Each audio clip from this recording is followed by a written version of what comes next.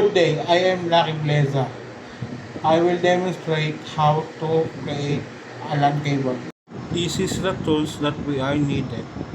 UTP cable, crimping tools, screwdriver, RJ45, Plato cutter, LAN tester. First, kumuha ng UTP cable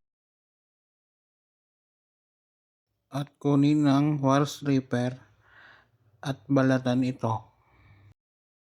Iikot ang wire stripper sa blue na bahagi ng UTP cable at paghiwa-hiwalayin ang mga wire na nasa loob nito.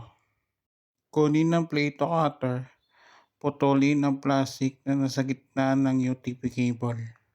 Kumuha ng screwdriver at gamitin ang metal na part nito para i-straight ang mga wire ng UTP cable.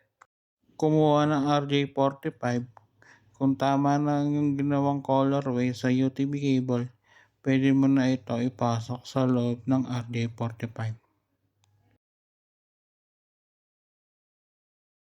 Kunin ng crimping tools at ipasok ang ginawa mong UTP cable dito at ito kanya itsura para pwede mo na siyang i-crimp.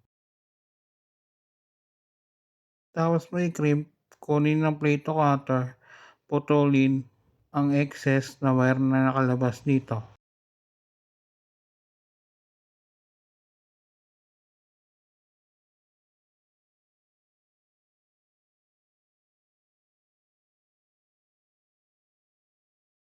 Sunod, gawin lang din ito sa kabilang dulo ng UTP cable.